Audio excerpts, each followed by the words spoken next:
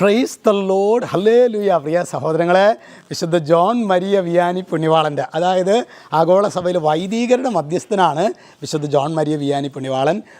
വിശുദ്ധ വിയാനി പുണ്യവാളൻ്റെ എല്ലാ തിരുനാളിൻ്റെ എല്ലാ പ്രാർത്ഥനാ മംഗളങ്ങളും നിങ്ങൾക്ക് ആത്മാർത്ഥമായിട്ട് നേരുകയാണ്. വിയാനി പുണ്യവാളനെ കുറിച്ച് പറയുന്നത്, അച്ഛൻ ശരിക്കും ദിവ്യകാരുണ്യ സ്ഥിതിയിൽ ധാരാളം പ്രാർത്ഥിക്കുമായിരുന്നു. ഒരു ഫ്രാൻസിലെ ആർസ് എന്ന ഒരു കുഗ്രാമത്തിൽ വികാരിച്ചനായിരുന്നു. ധാരാളം മണിക്കൂറുകൾ ദിവ്യകാരുണ്യ സന്നിധിയിൽ പ്രാർത്ഥിക്കുമായിരുന്നു, മണിക്കൂറുകൾ കുമ്പസാരിപ്പിക്കുമായിരുന്നു, ശക്തമായിട്ട് വചനം പ്രഘോഷിക്കുമായിരുന്നു. അപ്പോൾ അന്നും ശരിക്കും പറഞ്ഞു കഴിഞ്ഞാൽ ഈ ജനത്തിന് കുറേ വചനപ്രഘോഷണമൊന്നും അന്നും ജനത്തിന് വലിയ ഇഷ്ടമൊന്നുമില്ല. എന്നാലും ശക്തമായിട്ട് അച്ഛൻ ജനത്തിൻ്റെ ഇഷ്ടമല്ല, ഈശോയുടെ ഇഷ്ടം നോക്കിയിട്ടാണ് അച്ഛൻ ജീവിച്ചിരുന്നത്. നമ്മുടെ എല്ലാ വൈദികർക്കും വേണ്ടി നമുക്ക് പ്രാർത്ഥിക്കാം. വളരെ പ്രത്യേകമായിട്ട് നമ്മുടെ മാമോദീസ മുഖ്യ വൈദികരെ, നമ്മുടെ ജീവിതത്തിലെ വിവാഹം അല്ലെങ്കിൽ മറ്റു കുദാശകളൊക്കെ നൽകിയ വൈദികരെ, ആദ്യമായിട്ട് കുമ്പസാരിപ്പിച്ച വൈദികരൊക്കെ ഓർമ്മയുണ്ടെങ്കിൽ അവർക്ക് വേണ്ടി പ്രത്യേകമായിട്ട് പ്രാർത്ഥിക്കാനായിട്ട് പ്രത്യേകമായിട്ട് ഇന്ന് ശ്രദ്ധിക്കണം കേട്ടോ. ഹല്ലേലൂയ. നമ്മൾ നോമ്പിൻ്റെ 15 നോമ്പിൻ്റെ പുണ്യപ്പെട്ട ദിനങ്ങളിലൂടെ നമ്മൾ പോവുകയാണ്. ഏതെങ്കിലുമൊക്കെ നല്ല തീരുമാനമൊക്കെ എടുത്ത് തുടങ്ങി, പക്ഷേ 4ാമത്തെ ദിവസം ആകുമ്പോഴേക്കും വീണു. സാരമില്ല, വീണ്ടും ഇന്ന് നന്നായിട്ട് ആരംഭിക്കണം. പറ്റുവാണെങ്കിൽ എവിടെയെങ്കിലുമൊക്കെ പോയി നല്ലൊരു കുമ്പസാരം നടത്തി വീണ്ടും ആത്മീയ ജീവിതത്തിൽ വീഴ്ചകളും താഴ്ചകളൊക്കെ ഉണ്ടാകും. നമ്മൾ നിരാശപ്പെടരുത്. നമ്മൾ വീണ്ടും കൃപയുടെ ജീവിതം ആരംഭിക്കാനായിട്ട് പരിശ്രമിക്കണം. ഇന്ന് നാം ധ്യാനിക്കുന്നത് പത്രോസ്ലിഹായുടെ 1-ാം ലേഖനം 5-ാം അധ്യായം 6-ാം തിരുവചനം. നിങ്ങളുടെ ഉത്കണ്ഠകളെല്ലാം അവിടുത്തെ ഭരമേൽപ്പിക്കുവിൻ, അവിടുന്ന് നിങ്ങളുടെ കാര്യത്തിൽ ശ്രദ്ധാലുവാണ്. ഞാൻ ഈ കഴിഞ്ഞ ദിവസം പ്രിയ സഹോദരങ്ങളെ ഒരു സഹോദരൻ്റെ അടുത്തേക്ക് വരേണ്ടായി. ഫാമിലിയിലൊക്കെ ഭയങ്കര പ്രശ്നങ്ങളാണ്. ജീവിത പങ്കാളി, മക്കൾ, അതുപോലെ സാമ്പത്തികമായ ബുദ്ധിമുട്ട്, രോഗപീഠകൾ. പക്ഷെ വലിയ പ്രതീക്ഷയോടെ അദ്ദേഹം പ്രാർത്ഥിക്കുന്ന കണ്ടപ്പോൾ ഞാൻ കുറച്ച് സംസാരിക്കുകയായിരുന്നു. അപ്പോൾ എനിക്ക് അങ്ങനെ പേഴ്സണലായിട്ട് എനിക്ക് മുമ്പ് അറിയണ വ്യക്തിയൊന്നുമല്ല.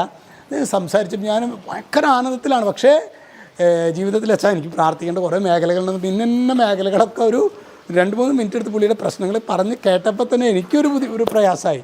അദ്ദേഹം പറയായിരുന്നു, ഞാൻ ചോദിച്ചേ എങ്ങനെയാണ് സഹോദരൻ ഇതിൻ്റെ മുമ്പിലേക്ക് പിടിച്ചു നിൽക്കാൻ പറ്റുന്നത്?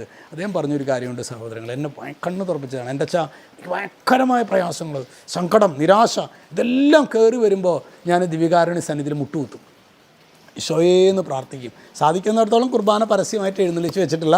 ഒന്നുമല്ല പാവർട്ടിയിലോ അല്ലെങ്കിൽ തൃശ്ശൂർ പോവുകയാണെങ്കിൽ അവിടെ പുത്തമ്പള്ളിയോ ലൂർദ് പള്ളിയോ മിഷൻ ആശുപത്രിയോ അവിടെയൊക്കെ പോയി പ്രാർത്ഥിക്കും. ഇനി അത് പറ്റിയില്ലെങ്കിൽ സക്രാരിയുള്ള ഒരു ദേവാലയത്തിൽ ഒരു ഈശോയോട് പറയും, ഈശോയെ ഈശോയെ എന്ന് പറഞ്ഞ് മുട്ടുകുത്തി ഒരു അരമണിക്കൂറാണ് മുട്ടുകുത്തി പ്രാർത്ഥിക്കുമ്പോൾ ചിലപ്പോൾ വേറെ ഒന്നും പറയില്ല, ഈശോയെ ഈശോയെ ഈശോയെ എന്ന് മാത്രം ആവർത്തിച്ച് പറയും.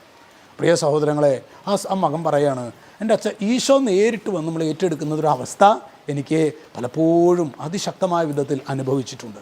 ഇത് അനേകരുടെ സാക്ഷ്യമാണ് പ്രിയ സഹോദരങ്ങളെ. അതുകൊണ്ട് നിങ്ങളുടെ ഉത്കണ്ഠകളെല്ലാം അവിടുത്തെ ഭരമേൽപ്പിക്കുമെന്ന് പറഞ്ഞ് ചുമ്മാ ഭരമേൽപ്പിക്കുകയല്ല, ഈശോയുടെ സവിധത്തിൽ നമ്മൾ പ്രാർത്ഥിക്കുകയാണെങ്കിൽ ദൈവം അത്ഭുതകരമായ വിധത്തിൽ നമ്മുടെ ജീവിതങ്ങൾക്ക് ഉയർപ്പ് നൽകുമെന്ന കാര്യത്തിൽ ഈ ദിവസങ്ങളിൽ 40 ദിവസം നമ്മുടെ കുടുംബവൃക്ഷത്തിൻ്റെയൊക്കെ വിശുദ്ധീകരണവുമായിട്ട് ബന്ധപ്പെടുത്തി ഡാനിയേലച്ചൻ്റെയൊക്കെ വചന ശുശ്രൂഷ നിങ്ങൾ കേൾക്കുന്നുണ്ടാകുമല്ലോ അല്ലേ? അതിൽ അച്ഛൻ പറയണത് അല്ലേ, പരിശുദ്ധ കുർബാനയിലേക്ക് ദൈവമക്കൾ കടന്നു വരുമ്പോൾ അത്ഭുതകരമായ ഒരു അനോയിൻറ്റിങ്, അവരെ പൊതിഞ്ഞ് പിടിക്കുന്ന ഒരു ദൈവസ്നേഹം കാണാൻ പറ്റും. ഈശോ നമ്മെല്ലാവരും അത്തരത്തിലുള്ള ഒരു കൃപയിലേക്ക് ഈശോ നമ്മെ വഴി നടത്തട്ടെ. രക്ഷിതാവായ യേശു ക്രിസ്തുവിൻ്റെ നാമത്തിൽ അനുഗ്രഹിക്കുന്ന ഇപ്പോഴും എപ്പോഴും എന്നേക്കും. ആമേൻ.